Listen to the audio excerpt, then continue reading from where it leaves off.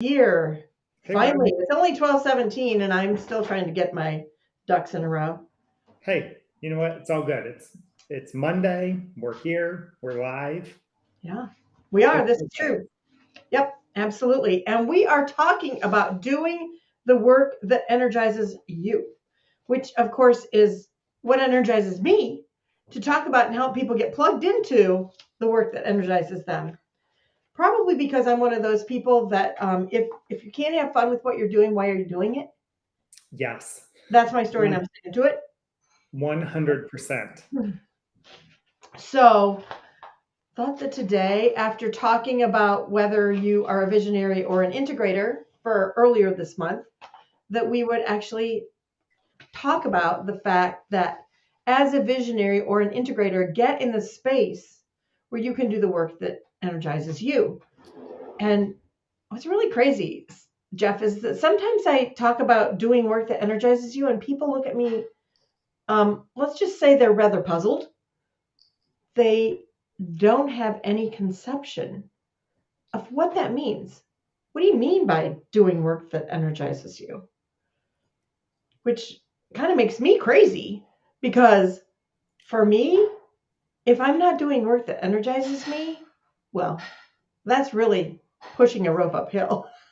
Oh, see, you brought it in this time. I I didn't did. even have I to. did. But here's the deal. I don't know that putting that rope in a wheelbarrow and pushing it up the wrong hill is going to get you where you want to go Yeah, because life is just too short.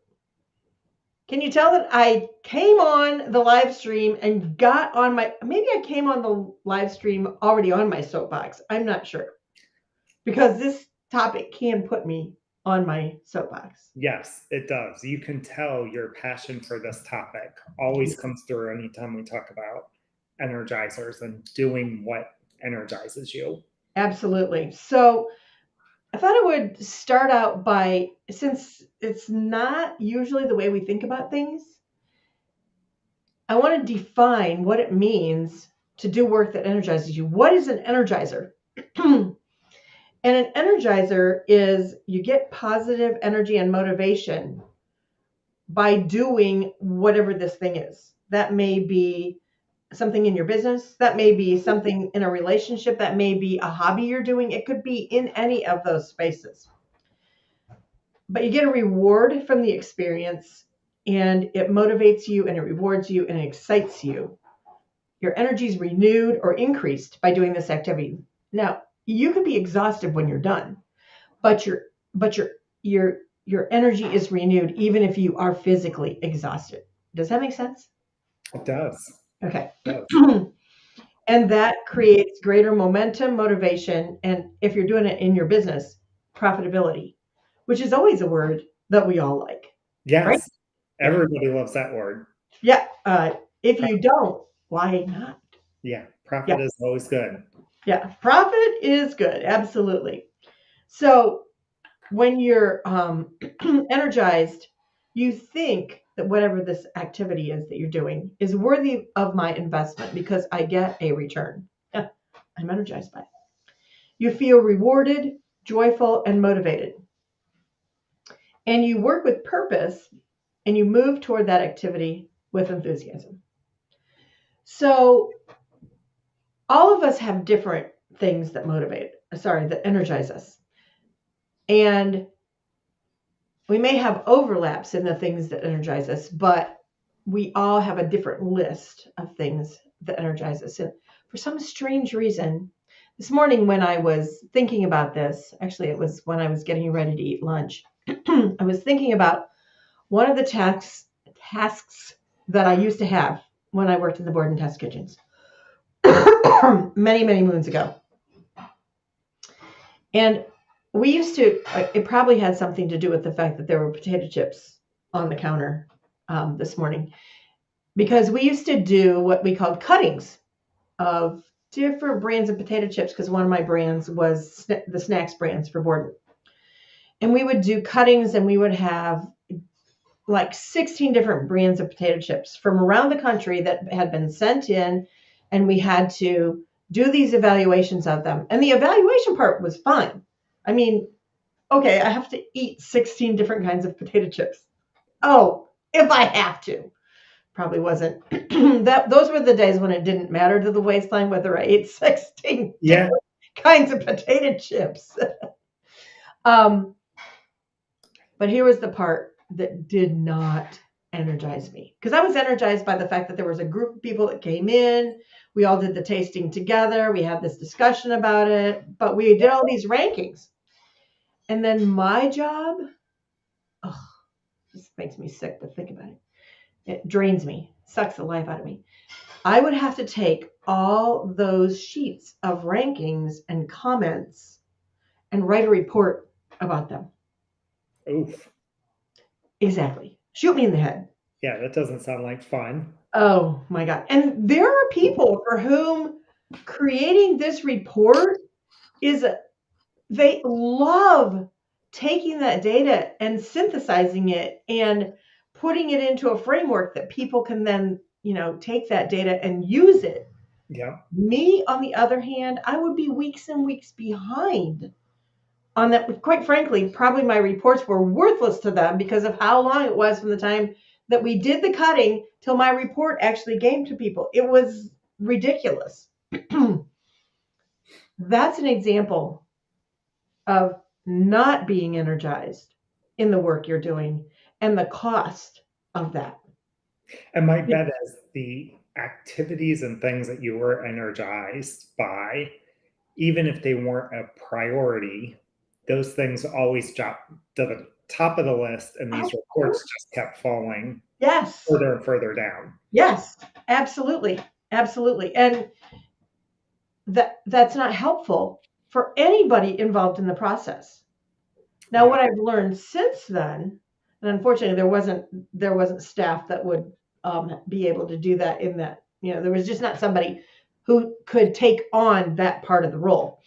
But what I've learned since then, in roles that I have had since then, what I need to do is have somebody who can do that administrative side of things and work out that part, because then things don't get lost in the shuffle, they don't get pushed to the bottom, they are accomplished, and we can use that data then, because I can take the data and use it. Yeah. Don't make me compile it. That's Those are two very different things. Oh Using versus man. compiling. Yes, exactly. So I thought maybe we could talk about, and by the way, I forgot to say, hey, if anybody's here with us, let us know. I apologize for that, guys. I told you, I got on this call on the soapbox. You were on fire from the minute we went on today. I was. This is very true. This is very true. So I'm curious, what kinds of examples do you have of that kind of an experience, whether it be working in your energizers and just, being in the flow and just keeping going, versus having to do something that's really outside of where your energizers are? Nothing like putting you on the spot. Well, one that we've talked about is, the financials Yeah, of a business. There are it's people a that love recurring that, theme. right? The Yeah. debits and credits and reconciliations of accounts and everything. That's something that I can do it, but it always would be at the very bottom of my list of Yeah. things to do. Mhm. So for me, it was finding someone who had a passion around that, outsourcing that work to them so that I didn't have to do it. Absolutely. I get clean, good reports every month that I pay attention to, but I don't have to do the keystrokes and, ticking and tying things together and, all of that mess. I don't have to mess with any of that. Right. And chasing down the details of, now, what was this expense for, and what category does it go? Yeah. Yeah, Yeah. exactly. It's just Right there with you. not something I enjoy to do. Mhm. While there's other things that I do enjoy to do, and it always amazes me when you're in that, I'll call it that flow state, how quickly time goes by, where So it's like, true. oh, the day is over, or you're starting into some sort of a project or something at night. And it's like, oh, it's 1 o'clock in the morning. I need to get to bed. I should probably go to bed. Yeah. Right? Like those are the types of things that I think really help you to start to sort out what are you really energized by? And Yeah. what are the things that are just, yeah. Yeah. Yeah. And that is a really good way to put it because excuse me, there are the things that do suck the life out of you. There are the things that super energize you, and then there are the things that, so thinking of it as a continuum, and then there are the things that are kind of in the middle that are like, well, yeah, I can do that. It's not my favorite thing to do, but I certainly can do it, and I can do it effectively without it just draining everything out of me, and then I'm done for the rest of the day, you know.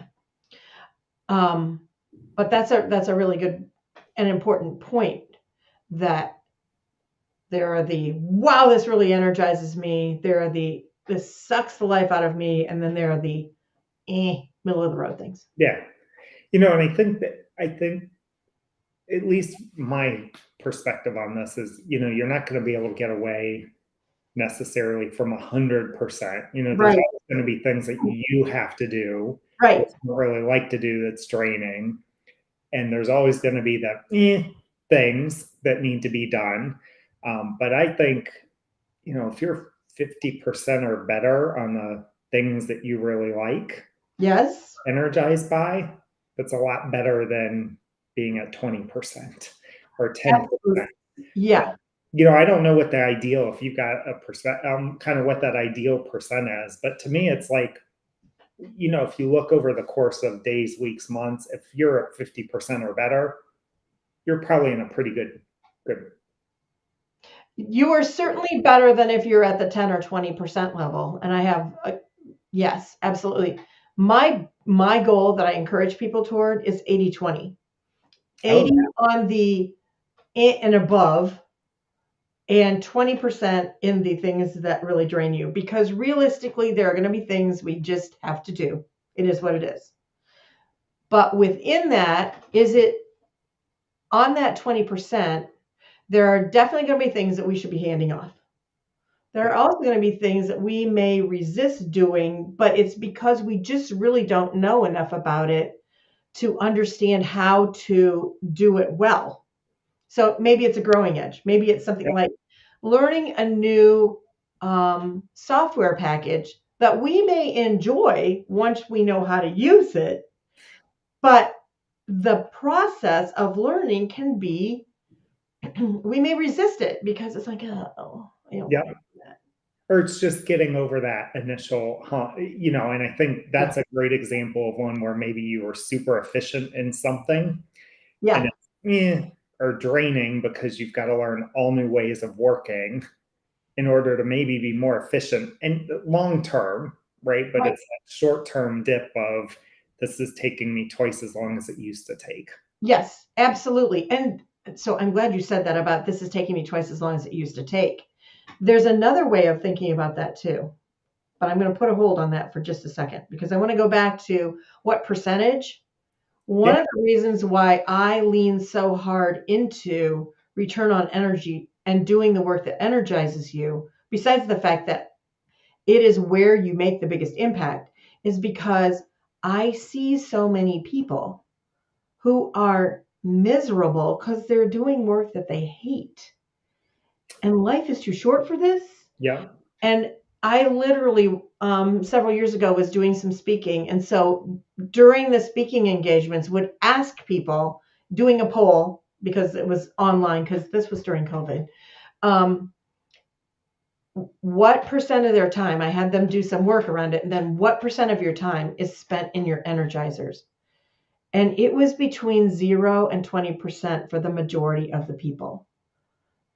wow, I don't know how you keep getting up and going to work. Now, granted, I'm one of those people who is like, no, I'm going to find the space where I can do the work that energizes me.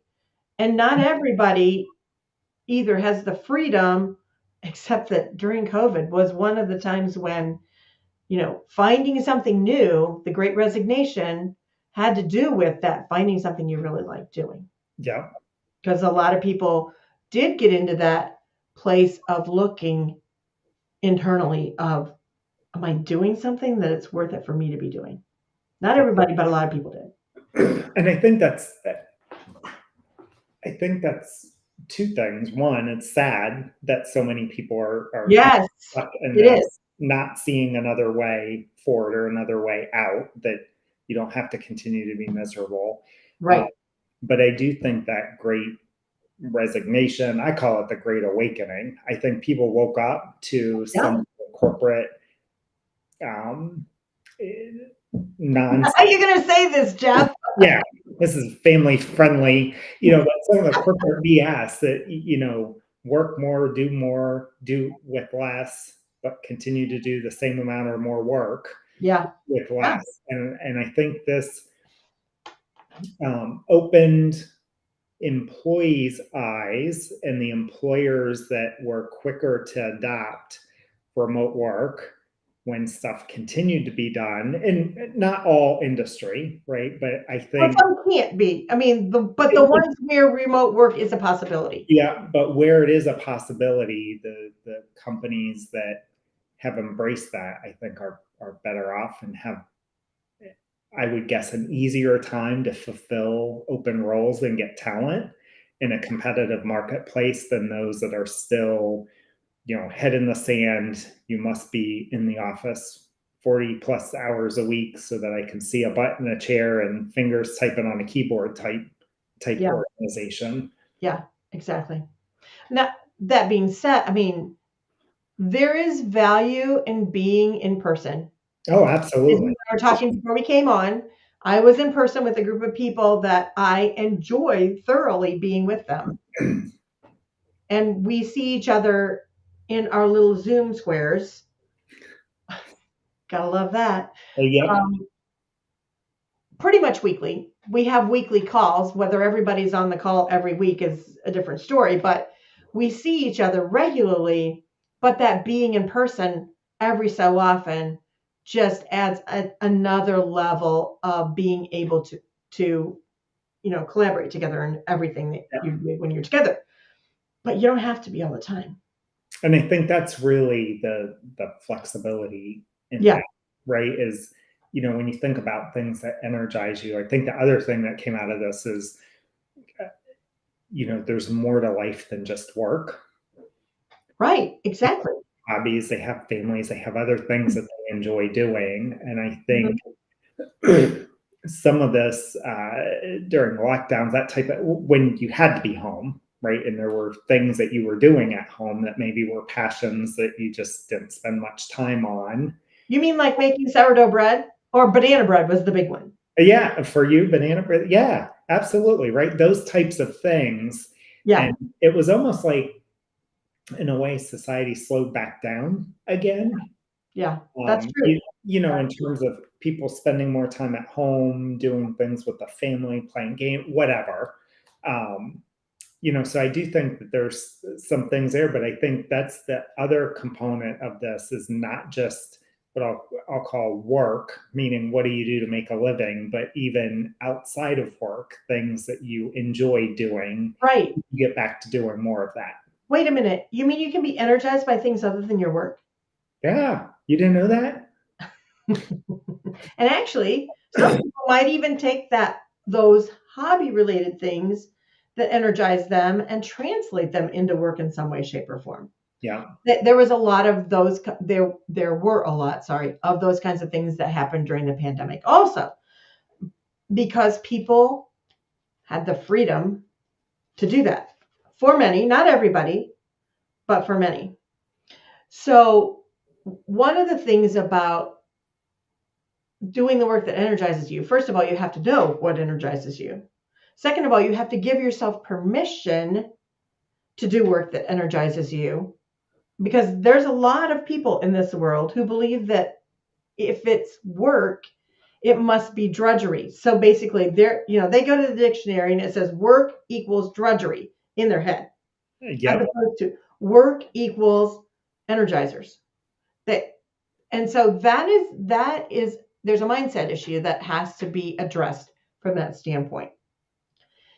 There's also the fact that sometimes we have to reframe what we're doing and where we believe that our role as the leader or the business owner needs to sit. What is it I need to be doing? So at this conference that I was at last week, I had and I can't remember who I was telling this story to the last time, so hopefully I can be concise about this. When I got there for the first day, there was a name tag on all the name tags are laid out on a table. Yeah. And first of all, I got to try to find mine. That's for some reason that was a major undertaking. I did register, right, guys? It was there. I just wasn't seeing it. But I saw a name tag that had the name of a person who had been in a group with the leader of the group I was with last week. And I hadn't seen or heard of her since 2019, other than every once in a while she comes up in my LinkedIn feed. Oh my gosh. Oh, and by the way, I'd only known her online. I'd never known her in person. Oh, wow. She was there. It was so awesome. So obviously I was energized by the fact that I got to be with this person that I really had a huge amount of respect for. And she's a business owner in the cybersecurity space. She is a dynamo. This woman is brilliant. And so we talked quite a bit during that day of the conference. And she is looking to shift what she's doing as the CEO from doing all the day-to-day work in the business kinds of things to being the visionary in her business. So she had never heard of traction and rocket fuel. So I had a conversation with her about that. And I'm like, oh, this is so perfect for what we're doing. But she's energized by doing the things in the visionary role, working with clients, getting that side of it done, and doing all the integrator role, the operation side of things, sucks the life out of her. So she needs to know that so she can transition the things that she's doing that suck the life out of her in the integrator type side of the business to somebody else on her staff. She said, I think I have that person. I just need to reconfigure how all the different responsibilities are laid out so that this person can do it instead of me. Now, we were talking a little bit earlier. I'm like, I lost sight of that thing that we were going to talk about. But we were talking earlier about the fact that sometimes it seems like it's just faster to do it myself, even if it does suck the life out of me. But there's going to be a transition time where, as she hands things over to the integrator and the people on the team that she's going to hand off responsibilities to, where it's going to feel like it takes longer, and technically it probably does. Sure. But the long-term impact of her handing these things off and empowering other people on the team to do those things that are sucking the life out of her are going to allow her to just go even higher on her side of the business. And this, you will know this woman's name someday. You will. I'm just telling you. So it makes a huge difference. And sometimes, like we've said all along, sometimes you have to slow down in order to go faster, and that could look differently for different people, right? It could mean that there's more onboarding, training, one-on-one time, and, your head is like, oh my gosh, I want to bang it against the wall because this is taking 5 times as long as if I just did it myself. Right. But, that's part of the process. You think about, what we're talking about. So if those things don't energize you and you're drained at the end of the day, even though you can do them faster, what's it going to look like in 12 months, 18 months if you're still doing it and you didn't invest in getting that off your plate to give to someone who's more energized by that type of work? Exactly. Is it worth the long-term, I'll say the long-term effect on your potentially health, mental health, all of that, right? Your bottom line. Because if you can unload those things that are not your energizers, or even if they energize you a little bit, but they're not the things that energize you the most, if you're the business owner, your amount of things you're doing should be in a narrow band of where you make the biggest impact. And hopefully Absolutely. those things, hopefully you're structuring it so that those things where you make the biggest impact are also the things that go to the bottom line too, Yep. because One, that's the goal. I'm just saying. that is the goal. And the more of like you said, it drops to the bottom line. I think so often I think people think of this as being squishy, right? Like, yeah, Say more about why is this squishy? you Because know, I'm really interested in how you're defining that. I think because it's hard, can feel very abstract, right? So if you're a numbers driven person, Yeah, it definitely goes down to the bottom line, right? But it's not a one for one. It's not like for everything I tick off my list, I get X amount more in revenue. right. You know what I mean? Right It's now. right now, and it's hard to quantify that maybe when you're starting in this process. Yeah, yeah. So That's that's where I think for some people this can feel kind of squishy or like, okay, this is feel good stuff, right? But how's it really going to affect the business? But I would argue on the flip side of that, you will start to see more effective results if you're doing more of the stuff that you love. For example, there's a business owner that we serve as their fractional COO. Classic visionary, love interacting with clients, the sales. That's kind of just the that's sweet. their energizer. That's their energy. You Yeah. can Okay. tell in conversations, you put them in front of client, like they love it. Mm-hmm. The operational stuff is a drag, Yeah. right? If they've got to be in the office dealing with process related issues, dealing with people related issues, they're usually not always in the best mood. Yeah. Right? So. This just isn't the fun stuff that they really enjoy doing. Yeah. And that's where we've been able to take that stuff they don't perceive as fun that we do. I know, kind of a weird, twisted thing for most visionaries No, to see, but this is a beautiful thing. we've been able to Um, handle some of that. So it allows that owner to be positioned more with clients, with the sales process, the things that they really love. And we talk quite frequently, about things that are going on because it is their business, but we're kind of handling and dealing with a lot of these operational things that come up on a week to week, a month to month basis, and getting things put in place, to get this stuff in a good place for that owner and allowing them the space to go do what they do and yeah, what their unique abilities are. where they shine. Yeah. Yeah, exactly. So this person is more external facing, and what energizes them is very externally facing. And the internal. This kind of reminds me of somebody having to write the reports about the potato chips. I'm just. That's what I was just thinking. Yeah. Fun to test them and eat them and enjoy, the camaraderie of Yeah, doing these assessments, but then taking all these things and writing a report. Ugh. that pretty much wrapped up how I felt about doing it, which is why it got done as quickly as it did, she said sarcastically. Yep. Yeah. Yeah, I mean, it's necessary work. It's valuable work. It's very valuable work. It's critical work. But that doesn't mean you're the one who needs to be doing it. Yeah. Matter of fact, you maybe should not be the one who needs to be doing it.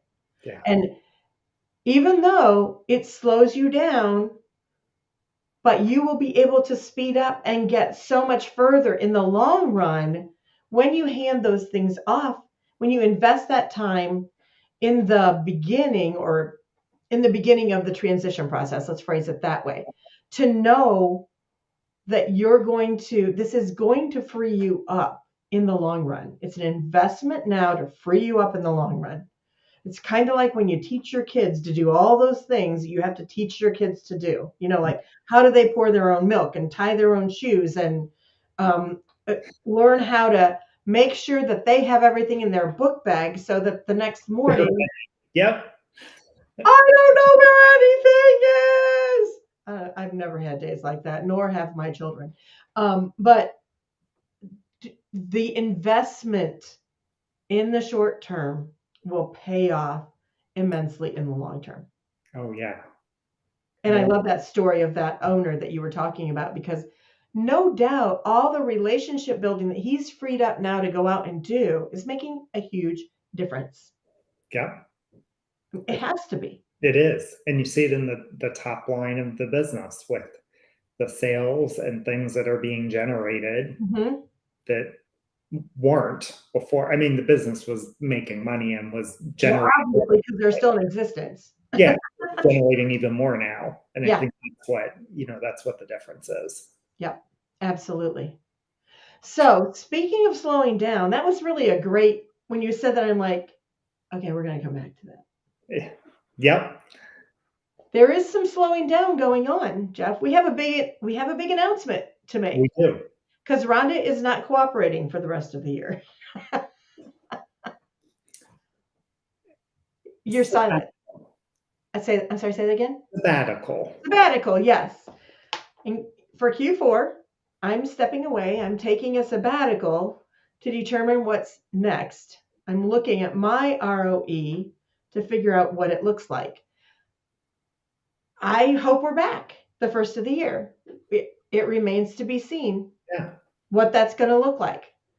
I mean, because you and I just have to play off of each other and we have to have an official reason why we're doing it. But but for the rest of 2023, we're going dark so that I can take the time to slow down and figure out what's next. Yeah. So, So we'll offer Q4 sabbatical. Yes. Stay tuned for more details. If we will be back, if we won't be back, we don't know yet. Absolutely. But first of the year, there will be some sort of notification that goes out, whether it's us doing a live stream and saying, hey, we're back. Yep. Or a note that says, well, we're moving on to other things. Yeah. We'll see. But it's been great. I enjoy this every Monday. I mean, there are days when it's like, oh my gosh, I gotta get everything great done so that I can get on the live stream at 12. Yeah. And usually some days, let's just be frank, it's cleaning up all the crap on the counters behind us or stacking it so you can't see it or moving it to the floor. You like that? Yeah. All mine's on the floor today. Oh, okay. Well, that's good. Yeah. But anyway, being ready. Being ready takes on many titles, It does. Yeah. So it's been really fun, Jeff. Yes. I do love doing this with you. It has, and we are taking this sabbatical, and then we'll see what happens the first of the year. Absolutely. Looking forward to it. Yeah. So everybody, we will be in and out of LinkedIn between now and the first of the year, but we hope to be back with you. We'll see how it goes. Yeah, sounds good. Right. Thanks for joining us the last three seasons, and we'll see what January brings. We will. All right. Take care, Jeff. We'll see ya. See ya.